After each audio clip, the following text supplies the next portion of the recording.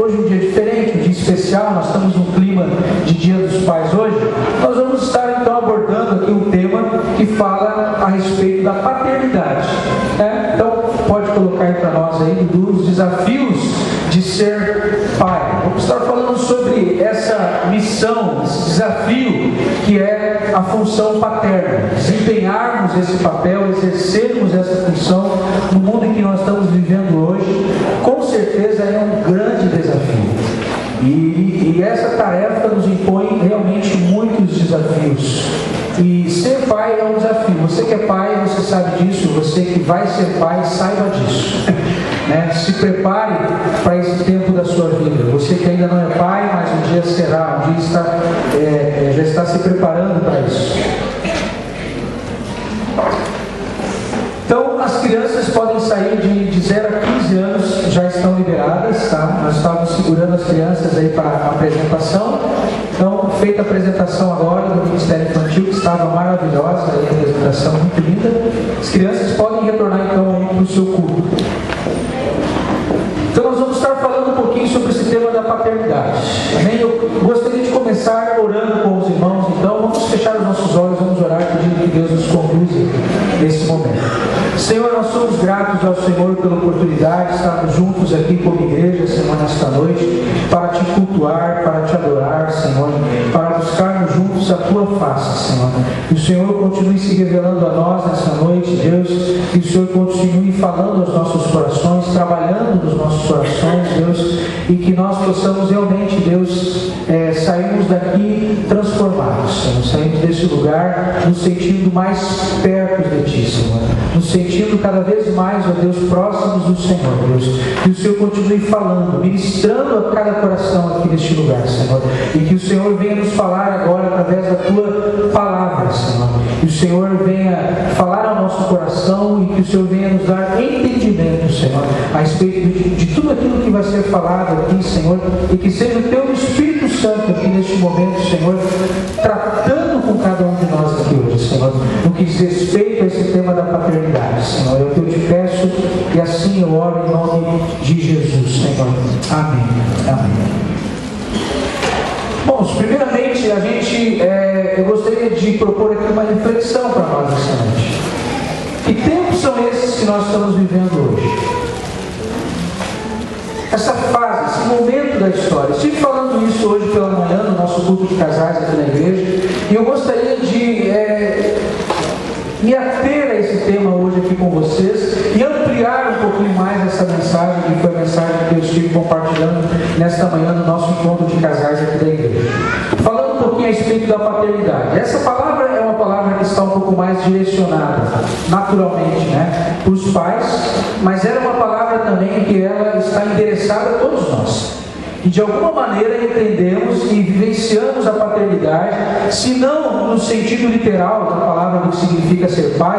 Se você é mãe, por exemplo, né, e desempenha essa função, que é uma função também, um papel muito singular e muito importante, espiritualmente falando, nós somos pais e muitas vezes também somos mães, no sentido espiritual, de que nós estamos cuidando de pessoas que estão nascendo na fé, pessoas recém-convertidas, pessoas que estão chegando na igreja, pessoas que estão se convertendo a Jesus e que estão iniciando a sua caminhada com Jesus. Nós somos também, como cristãos mais maduros, que temos mais tempo de vida cristã, temos essa responsabilidade, de acordo com a palavra de Deus, de conduzirmos essas pessoas a uma maturidade espiritual. E nós geramos essas pessoas espiritualmente. Nós somos pais e somos mães do ponto de vista espiritual. A igreja tem essa função, a igreja tem esse papel de conduzir aquelas pessoas que estão iniciando o seu processo, a sua caminhada na vida cristã, a sua experiência com Jesus, estão iniciando a sua caminhada com o Senhor,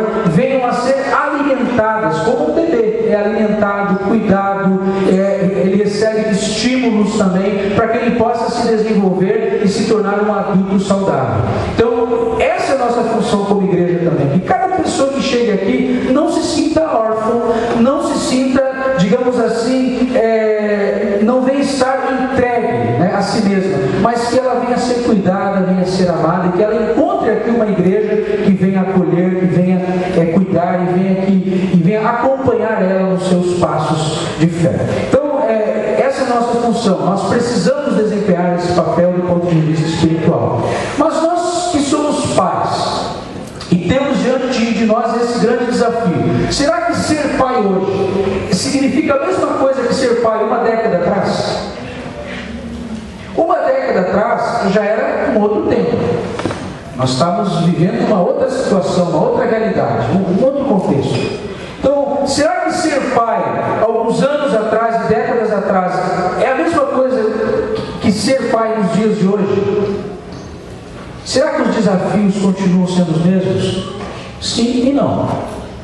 Nós vivemos, meus irmãos, tempos muito complicados, tempos difíceis. A Bíblia descreve esses últimos tempos, os tempos que nós estamos vivendo, que antecedem a vinda de Jesus, como sendo tempos selvagens, tempos difíceis, complicados.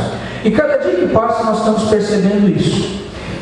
Os sociólogos e filósofos, tentando encontrar um termo que descrevesse essa fase da história que nós estamos vivendo, eles encontraram o termo pós-modernidade. Nós estamos vivendo. Você que já estudou história, você vai lembrar um pouquinho do que você aprendeu lá no seu ensino médio. Você vai lembrar que se você prestou atenção nas aulas de história, porque normalmente a gente dorme.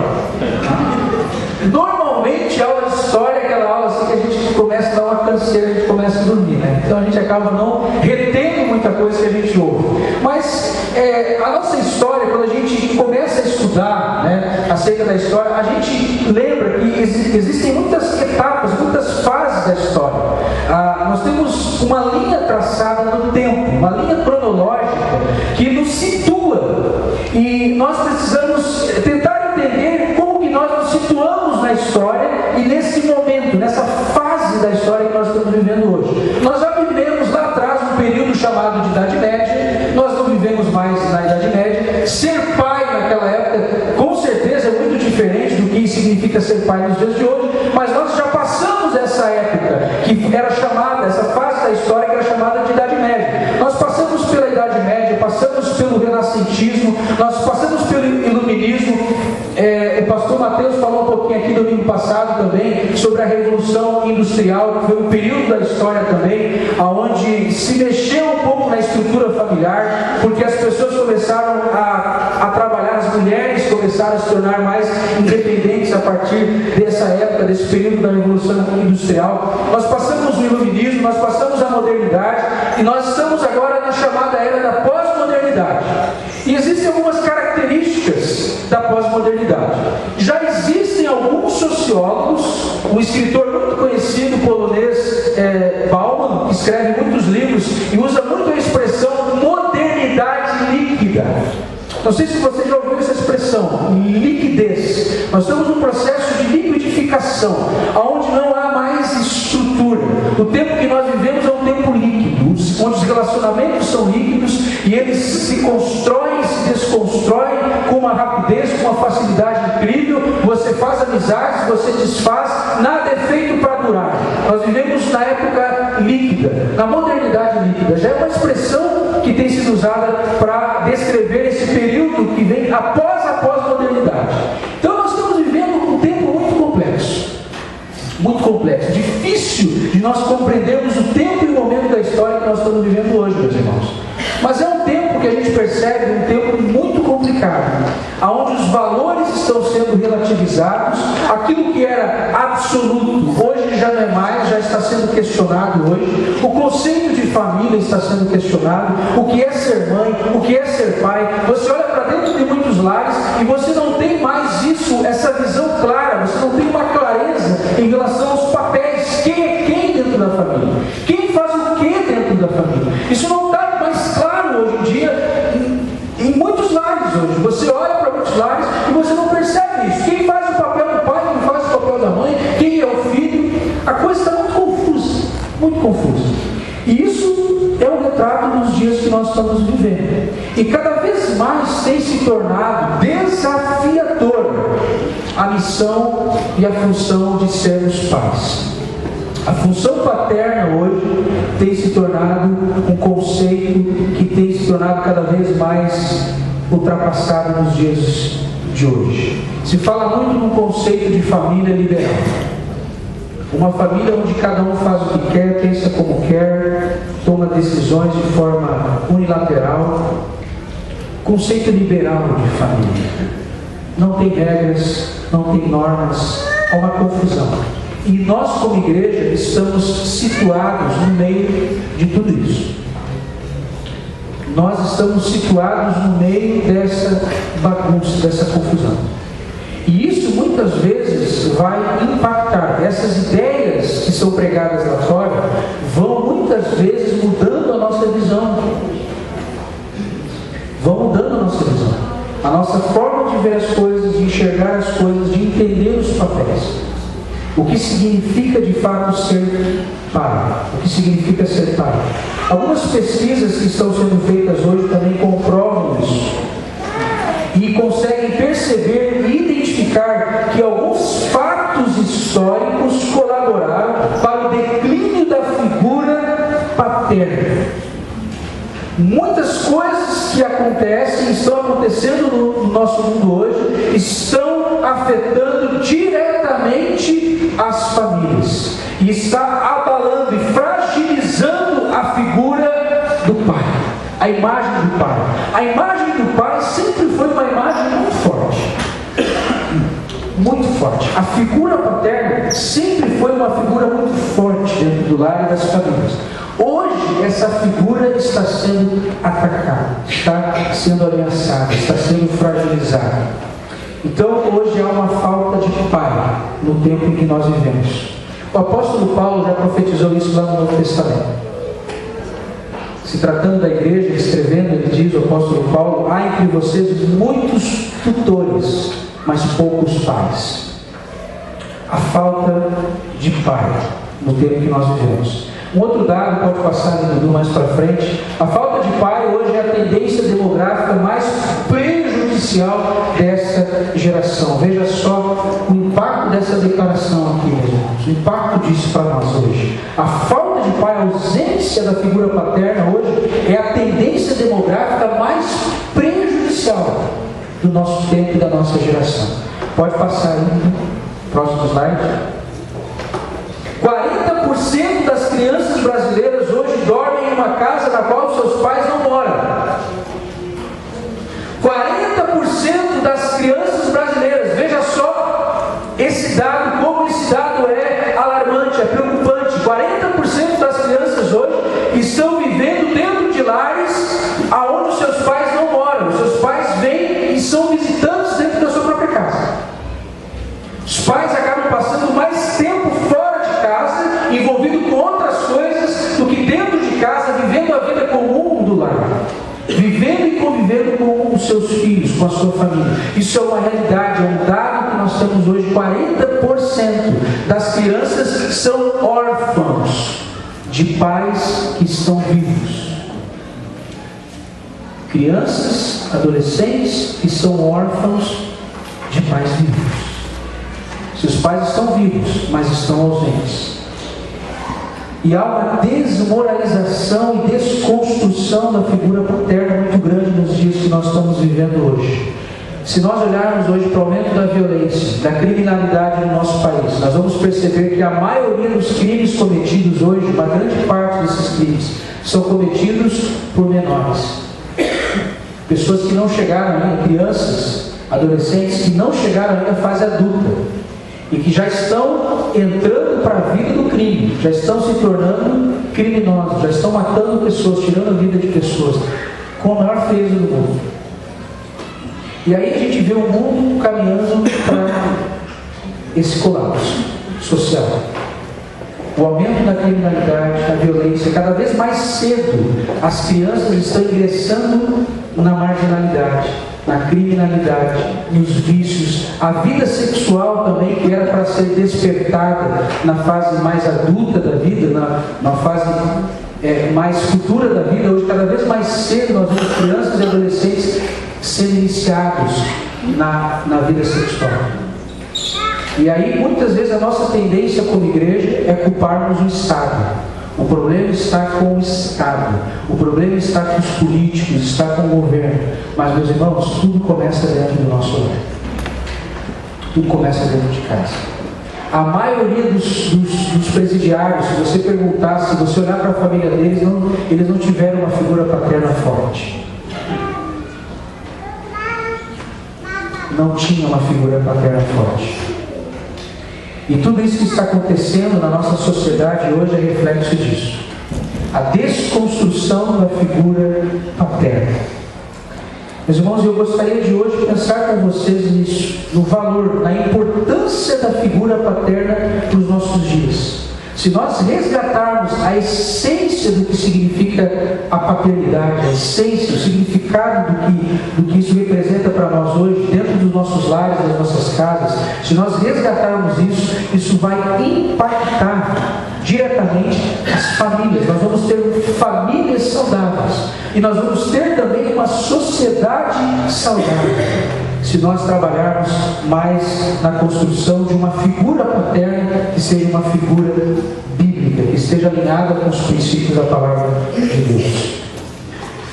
Na cultura judaica, a figura do pai sempre foi uma figura muito marcante, muito presente, muito forte. O pai era aquele que estava sempre presente. Quando o filho nascia, durante os primeiros 7 dias de vida, o pai estava ali o tempo todo com o filho. E o pai levava o filho, nós lemos ali, quando nós apresentamos a Liana ao Senhor, que Jesus foi levado ao templo. O pai acompanhava o seu filho até o templo. E o pai dava um nome para o filho. Na cultura judaica, o pai é aquele que dá um nome para o filho. Ou seja, o pai é responsável pela identidade do seu filho. E junto com o nome, o pai também traçava o propósito dele também. O caminho que ele iria seguir, o que ele seria. Se você conversar com qualquer criança nascida numa família judaica e dentro da cultura judaica, você vai perceber que essas crianças, elas têm um profundo, um forte senso de propósito. Elas são pequenininhas, mas elas já sabem o que querem da vida. Elas já estão sonhando, já estão planejando, porque isso é trabalhado desde a infância no coração delas, através do pai. O pai é aquele que dá a identidade dos filhos. Isso na cultura judaica. Meus irmãos, nós entendemos que, espiritualmente falando, biblicamente, a figura paterna, ela tem um valor enorme, muito grande, nos dias bíblicos, nos tempos bíblicos e também nos tempos que nós estamos vivendo hoje. E o desafio da paternidade hoje está em resgatarmos a nossa função como pais.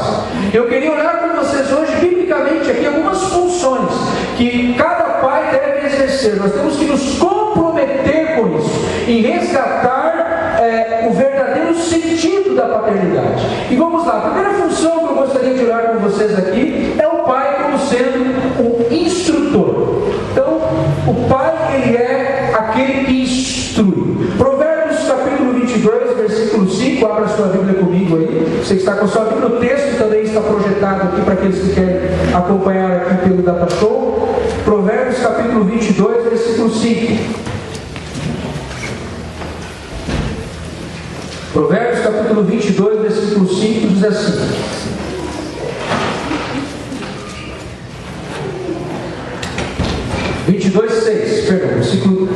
capítulo 22, versículo 6. Instrua a criança segundo os objetivos que você tem para ela, e mesmo com o passar dos anos, não se desviará deles. Instrua a criança. Algumas versões, algumas Bíblias trazem a expressão instrua o seu filho no caminho que ele deve andar. A versão que eu li aqui, a NVI, Nova Versão Internacional, que diz: instrua o seu filho segundo os objetivos que você tem para ele, e mesmo com o passar dos anos não se desviará deles. O pai, a figura do pai é importante, meus irmãos, no que diz respeito à direção. O pai é aquele que dá a direção, que mostra a direção que o seu filho deve ir. O pai, ele é um instrutor, e nós não podemos transferir como pais essa responsabilidade. Nós não podemos delegar para outra pessoa ou para qualquer instituição, qualquer que seja, essa responsabilidade que é nossa. Nós temos essa função de sermos instrutores dos nossos filhos. Nós temos que levá-los a Deus. Nós temos que levar eles a se tornarem adultos maduros, crentes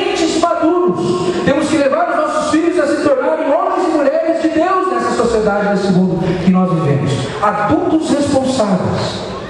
Esse é o compromisso que nós temos que assumir como pais.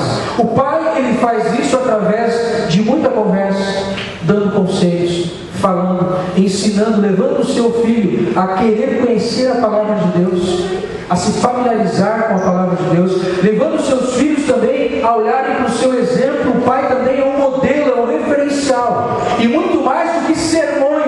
Essa geração de hoje precisa de bons referenciais e bons exemplos. Tem pais que são ótimos em dar bons sermões para os filhos. Vive dando sermão. Mas quando se trata de dar um exemplo para os filhos, ficam aqui. Os filhos procuram e não encontram um referencial, um modelo. Instruir os nossos filhos no caminho que eles devem andar requer de nós esse compromisso, de sermos um exemplo de vida cristã para os nossos filhos. A maior herança que um pai pode deixar para os seus filhos é uma herança de uma vida inteira, de uma vida vivida na presença do Senhor. Ser um bom exemplo de pai, um bom exemplo de cristão, um bom exemplo de amigo, um bom exemplo de provedor, um bom exemplo de protetor. Essa é a função que nos cabe como pais. Precisamos resgatar a paternidade bíblica. E a paternidade bíblica requer de nós esse comprometimento com essa função importante que temos como pais, de sermos instrutores dos nossos filhos. O pai é um instrutor. Ele ensina, ele instrui, ele conduz, ele direciona os seus filhos de acordo com os objetivos e de acordo com o padrão de Deus para a vida deles. Esse é o compromisso que nós temos como pais, sermos instrutores. Deus veio me cobrando há algum tempo lá em casa, e eu mudei uma tática. A Grazi sabe disso, que sempre ela que colocava a Esther para dormir. Era sempre a Grazi. E aí ela levava a Esther para me dar um beijo antes da Esther dormir, porque ela não dorme sem me dar um beijo. Sempre eu dei um beijo nela. Para garantir o sono, né? Para dormir bem, né? Papai, me beijar. Tem que beijar o papai, senão ela não dorme. Passado o tempo, Deus começou a inquietar o meu coração. Eu disse, mas por que é eu que não ponho a Esther para dormir? Por que tem que ser a Grazi? Deus começou a me incomodar, começou a me inquietar, o Espírito Santo começou a falar no meu coração. Onde é que está a figura paterna? Deus começou a olhar lá para dentro de casa. Tá, mas cadê o pai nessa casa? Deus olhando lá para dentro de casa. Cadê o pai? Tem que aparecer mais, tem que comparecer mais. Deus começou a cobrar de mim. Eu comecei a fazer isso. Agora eu estou fazendo quase todo dia, né? Tem algumas exceções, mas quase todo dia eu vou colocar a Esther para dormir. Eu me ajoelho do lado dela antes da gente dormir, faço a minha oração, peço para ela fazer a oração dela. Eu até acho engraçadinha a oração dela, porque agora ela está orando mais pentecostal, essa oração mais. Ela está aumentando os decibéis da oração. Começou a orar batista, né? Tem estilo mais batistão, agora já está orando, abençoa, e ela faz um gesto assim. Eu tenho que me concentrar para não rir assim na hora. É uma figuraça. Mas ela está orando, ela está falando com Deus, do jeitinho dela, da forma dela, do jeitinho dela. Até filmei, tive que filmar um dia. E aí ela faz a oração, eu oro, aí eu pego a Bíblia dela, tem a Bíblia do bebê, você que é pai, você pode procurar até na internet. Você encontra lá, Bíblia ilustrada para criança. Você vai ter uma Bíblia toda coloridinha, com várias histórias bíblicas, porque a criança gosta de coisa colorida. Vai o pai com essa Bíblia aqui contar a história para a criança. Ela vai dormir. Então você vai com uma Bíblia que é adequada para a idade dela. Uma Bíblia com desenho, ilustra, mostra Noé, a arca, os bichinhos ali. E aí eu vou mostrando para ela, filha, aqui é Noé, ó, que Deus chamou Noé, Deus tinha um plano para Noé. E ela vai ficando assim. Hoje, meus irmãos, aí eu fiquei pensando assim, o que eu fui inventar? Hoje ela não dorme sem ouvir uma história. Se eu esqueço, ela me lembra. Pai, tem que contar a historinha outra. Quer história. Aí vou eu pegar a Bíblia dela e contar a história. Isso é bom por quê? Porque ela já está se familiarizando com a palavra de Deus, com as histórias bíblicas. Ela já está se familiarizando com os personagens bíblicos. Ela está tendo uma vivência com Deus. E isso, meus irmãos, não tem preço. Não tem preço você criar um filho nos caminhos do Senhor. O tempo vai mostrar para você que esse investimento não foi em vão, que esse investimento valeu a pena. Aguarde, faça a sua parte e aguarde. Deixe o tempo passar para você ver a importância disso. Você está colocando um alicerce para que seu filho possa crescer e se tornar uma pessoa que tem experiências com o Senhor. Amém, irmãos? A primeira função do pai é ser instrutor. A Bíblia também apresenta o pai como sendo o motivador dos seus filhos. O pai como motivador. Colossenses capítulo 3. Agora lá para o final da Bíblia, Colossenses capítulo 3.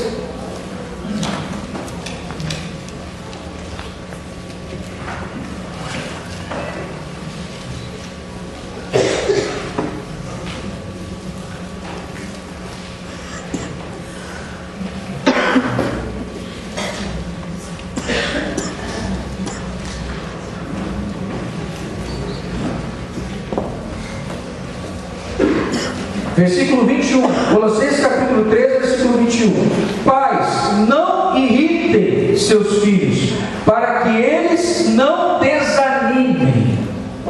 Tem algumas Bíblias que a expressão aqui, o texto está dessa seguinte forma: pais, não levem os seus filhos à ira, ou não provoque a ira dos seus filhos, para que eles não venham desanimar. Aí eu fico pensando, a gente lê esse versículo aqui, mas como é que a gente equaciona isso?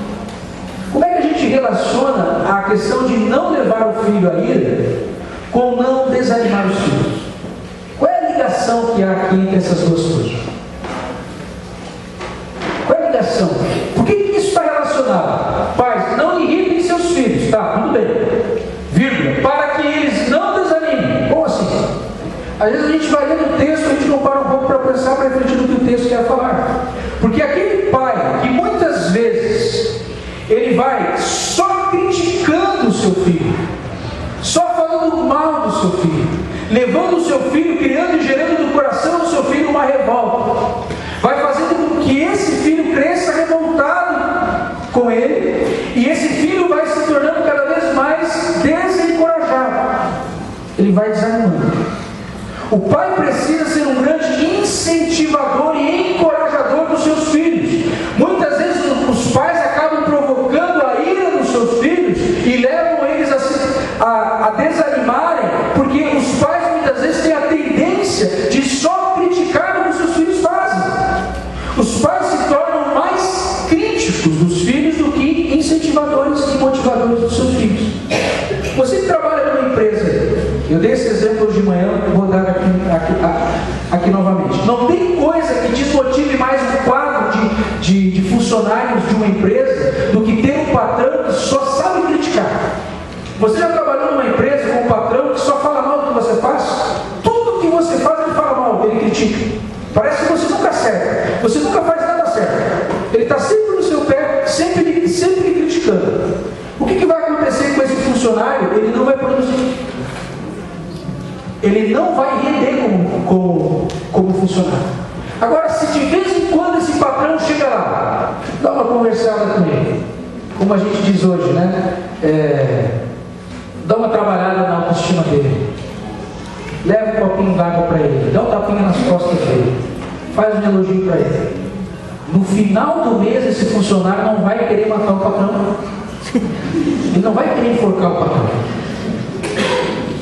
Pelo contrário, ele vai trazer rendimento para a empresa, ele vai produzir mais, ele vai vestir a camisa da empresa. Ninguém suporta, meus irmãos, só com muita graça de Deus, para a gente estar num lugar onde nós só somos criticados e as pessoas não nos olham e não nos valorizam naquilo que nós fazemos. A mesma coisa são os nossos filhos.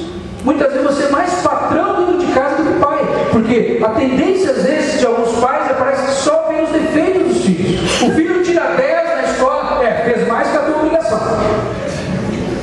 Tem que tirar 10, né? Eu pago as contas aqui, tem que tirar no mínimo, tem que tirar 10. Na hora de elogiar o filho, dizer, filho, parabéns que tu tirou a nota máxima nessa prova.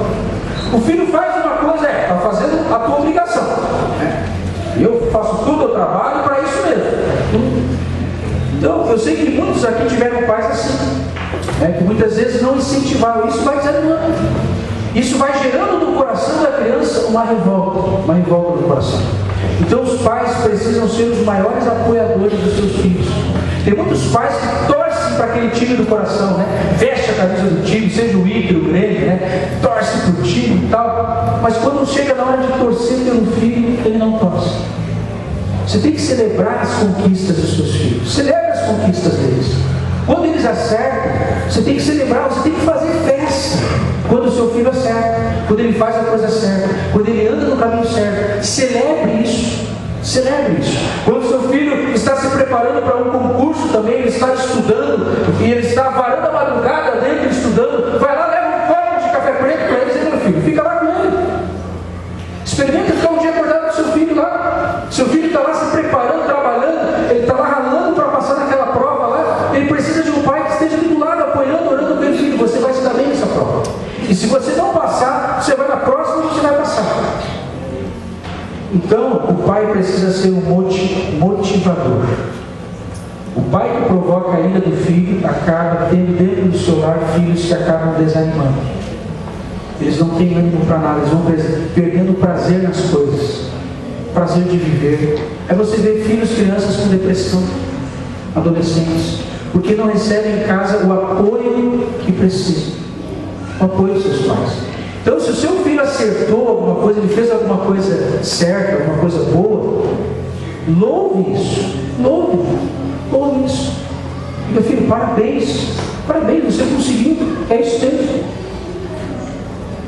Torça para o seu filho, apoie o seu filho, faça afirmações positivas para eles. Uma outra função também que nós precisamos também resgatar, meus irmãos, no que tange, no que diz respeito à função paterna, é a questão da disciplina. O pai, ele é um disciplinador. Pode passar para o próximo slide ali. O pai, ele é um disciplinador. Aqui a gente precisa de um ponto de equilíbrio, precisa dar uma temperada. Porque o pai que só motiva o seu filho, que só apoia, que só elogia, ele vai ter um filho mimado. Então a gente precisa de um ponto de equilíbrio. Você precisa apoiar o seu filho, mas na outra ponta, você precisa também colocar limites para ele. Precisa estabelecer limites. Uma casa sem disciplina é uma casa que não cresce de forma saudável. Não existe uma família saudável sem disciplina. O pai, ele é um disciplinador. Veja só o versículo 13 do livro de Provérbios, capítulo 23, versículo 13 e 14. Provérbios, capítulo 23. Não evite disciplinar a criança. Se você castigar com a vara, ela não morrerá. Castiga você mesmo com a vara, e assim a livrará da sepultura.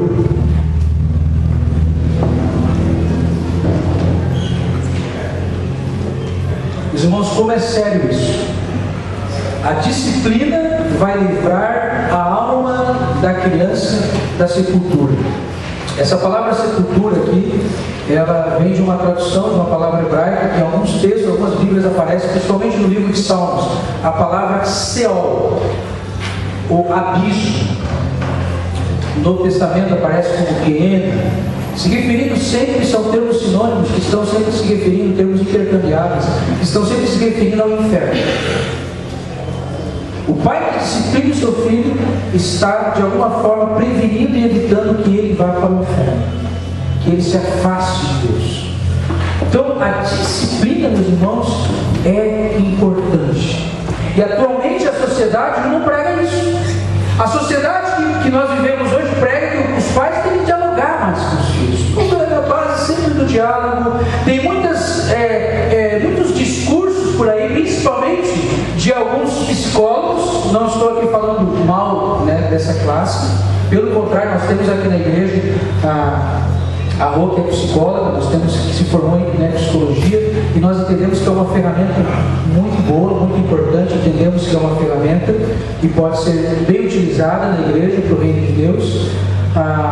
Mas tem muitos psicólogos aí que estão seguindo essa linha, de que você nunca deve tomar medidas enérgicas com seus filhos. As coisas têm que ser sempre conversadas, e você não deve interferir no livre-arbítrio do seu filho. Se ele quiser, ele faz. É aquela democracia que parece mais democracia. Democracia, mas é mais demoniocracia. Todo mundo aqui decide, faz o que quer aqui nessa casa. O filho escolhe até a orientação sexual dele. Ele vai escolher. Não vamos interferir nisso. Não vamos interferir no livre-arbítrio deles. Eles vão decidir até qual é o sexo deles. Se eles vão ser homem ou mulher, questão de gênero, isso eles que vão decidir. Isso é o que a sociedade está aprendendo hoje. Isso é o que está sendo ensinado lá fora. Uma professora aqui no Brasil fez isso numa das escolas aí pelo Brasil. Ela fez uma reunião na sala de aula. Ela pegou um grupo de meninas e um grupo de meninos e separou. E ela fez uma experiência. Ela pediu para os meninos, entre eles, se beijarem na boca.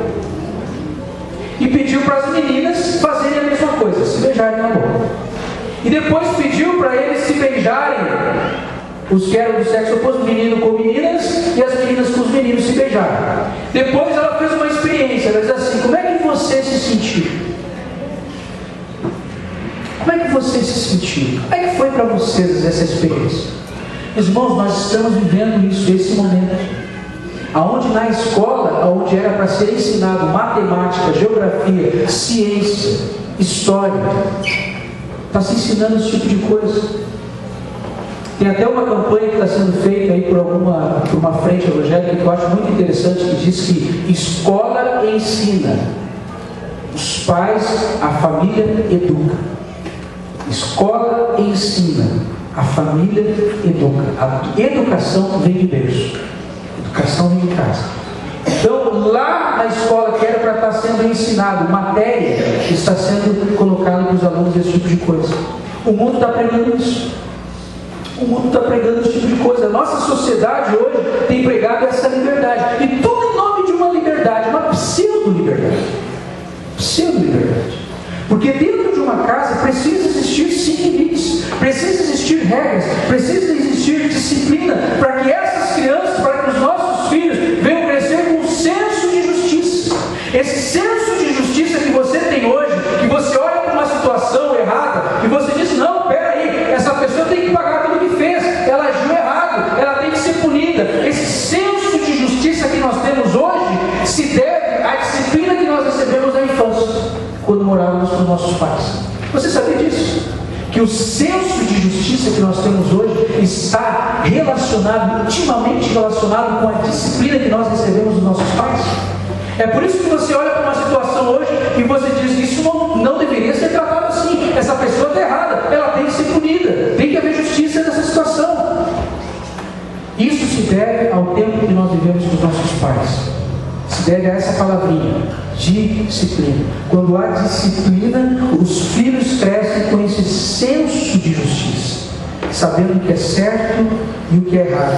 Eles têm parâmetros pelo qual eles podem nortear suas vidas. E por último, o pai precisa ser um pastor. O pai pastor. Meus irmãos, aqui na igreja, essa igreja tem pastores. Os irmãos sabem disso.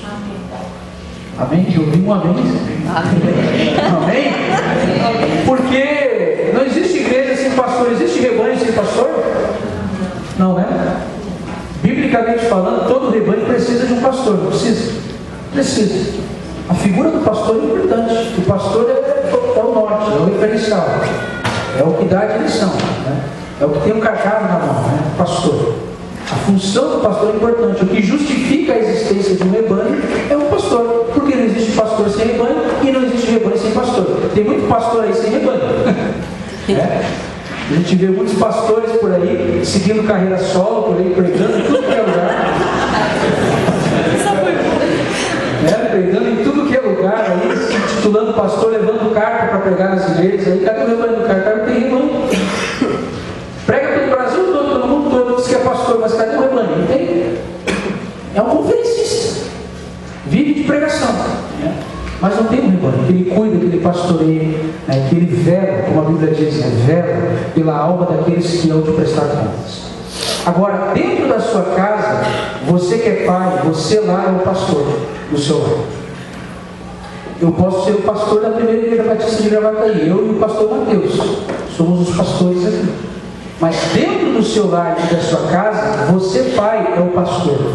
Você tem o compromisso de conduzir, de levar a sua casa em direção a Deus, em direção à presença de Deus. Nós vemos na Bíblia um exemplo de muitos líderes que foram ótimos líderes fora de casa.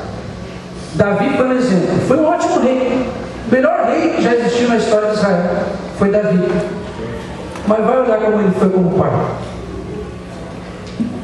Então, nenhum fracasso compensa, nenhuma vitória, nenhum sucesso que você possa alcançar em qualquer área da sua vida compensa o fracasso e a derrota dentro de casa, dentro do lar. Não compensa.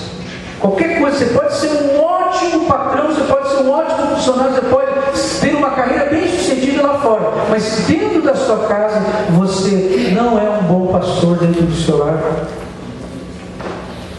Nada justifica, nada compensa isso. Então, Davi foi um péssimo exemplo de pastor. Davi foi pastor de ovelhas, e quando Deus pegou Davi, disse que lá em Salmos diz de trás das malhadas eu te tirei, de trás dos rebanhos de ovelhas eu te tirei e te constituí pastor e líder sobre Israel. Davi pastoreou uma nação, mas não pastoreou bem o seu lar, a sua casa. Não soube pastorear o coração dos seus filhos. Um filho se rebelou contra ele, adulterou com a esposa do seu próprio pai, se rebelou contra ele, Absalão. Você vai olhar as tramas da vida de Davi, as tramas e os conflitos pessoais e familiares que Davi viveu dentro do seu lar, meus irmãos, está na Bíblia. Davi, Jacó, o sacerdote Eli também, e muitos exemplos de homens que não pastorearam o seu lar, não souberam pastorear. O coração dos seus filhos estão nas suas mãos, estão nas nossas mãos como pais.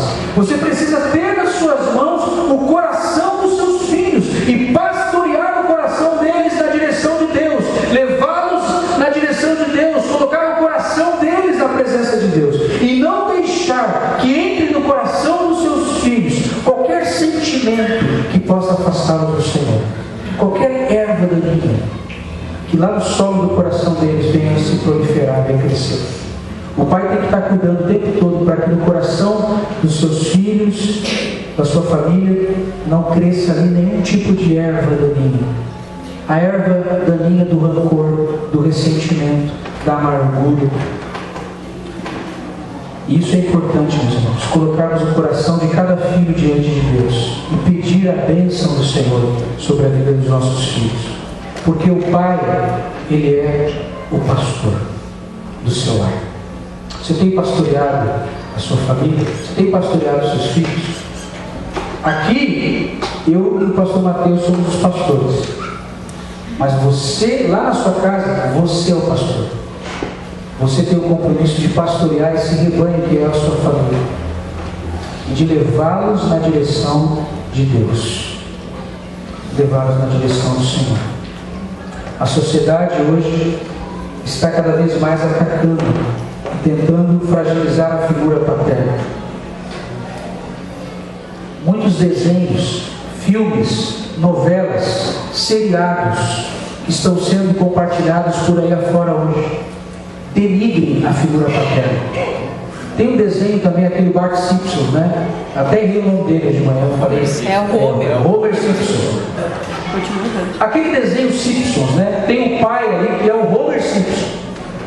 Ele é um bananão. Um bananão. O cara é alcoólatra. No trabalho, ele não trabalha, ele dorme no trabalho. É preguiçoso. Eu já assisti, já nunca fui viciado em desenho nenhum, mas já alguns episódios, muitos anos atrás, na minha juventude, eu me lembro que eu assisti.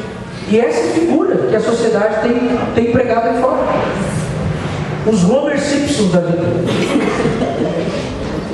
é uma figura paterna desconstruída, desacreditada, desmoralizada. Nós temos que resgatar a figura paterna nos dias de hoje urgentemente. Porque como o apóstolo Paulo falou no início, eu disse isso, nós temos hoje muitos tutores, mas temos poucos pais. Paulo falou essa palavra de forma profética.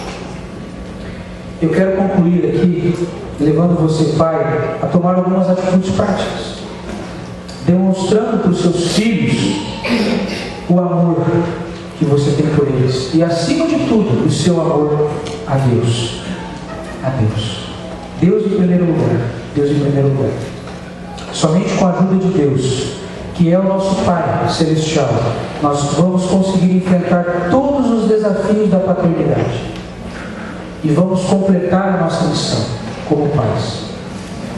A melhor coisa, quem aqui é pai de primeira viagem, pai novato? Levanta a mão. Tem um filho bebê. Você que é pai que tem filho bebê?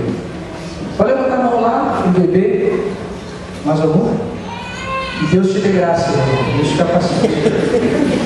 Tem que trocar fralda 7 vezes por dia para trocar fralda. Fazer uma campanha aqui para conseguir fralda para esses irmãos agora, o Heleno, né? A Fábio está grávida também. Vamos fazer uma campanha para dar fralda para esses irmãos, orar por esses irmãos. Aqui também está para chegar mais um aqui com a Mari, né? Vamos orar por eles, vamos abençoar eles com o pacote de fralda. A melhor coisa que você dá para o casal que está para ter um filho é um pacote de fralda. Você vai arrancar um sorriso deles. Eles vão ficar agradecidos assim. Em média, a gente troca 7 fraldas. Sempre tem umas crianças aí que são os casos que fogem da regra. É desafio ser pai, né? De bebês, né? Mas também é desafio ser pai de adolescentes. Nossa! Quem é pai de adolescente? É outro desafio.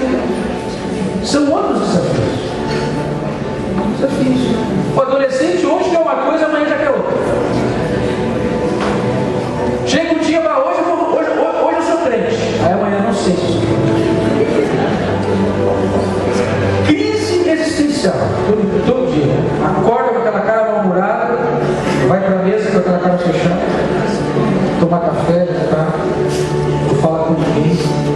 Ser pai de adolescente também tem os seus desafios, mas é uma fase da vida que passa. Você vai sobreviver a isso. Eu também queria que você sobreviver. Em nome de Jesus, vamos chegar em Deus.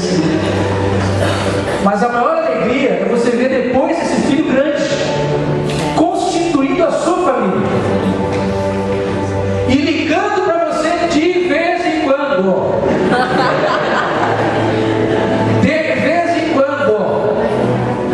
Dizendo: pai, preciso de um conselho seu. Eu sei que eu vou encontrar com o Senhor um bom conselho. Eu preciso tomar uma decisão na minha vida muito séria. E eu estou procurando o Senhor porque eu tenho o Senhor como meu amigo. E eu sei que o Senhor vai ter um bom conselho para me dar. Meus irmãos, eu sei que essa não é a realidade de todos aqui hoje. Mas se você tem filhos e tem essa oportunidade de fazer diferente, faça diferente. Crie um elo, uma relação de confiança com o seu filho, ao ponto que quando ele for velho, ele vai lembrar de ligar para você, para pedir um conselho, porque ele sabe que ele vai poder encontrar uma boa palavra, uma palavra de sabedoria, uma palavra de Deus, que vai acalmar o coração dele. Nos momentos mais cruciais da minha vida, eu ligava para o meu pai. Os irmãos sabem que eu passei quase 10 anos da minha vida fora do Rio Grande do Sul, longe da minha casa. E nos momentos mais críticos da minha vida, eu ligava para o meu pai. Quando eu estava querendo desistir de tudo, pagar tudo para... não aguento mais. Eu ligava para o meu pai porque eu sabia que eu sempre ia ouvir uma palavra equilibrada, uma palavra de sabedoria, um bom conselho. Isso é gratificante. Eu pergunto para os pais aqui: isso tem preço? Tem preço isso? Não tem. Não tem preço isso. Não tem preço. Que Deus nos dê graça e nos ajude a sermos pais para os dias de hoje e para o tempo de hoje. Amém? Vamos nos colocar de pé.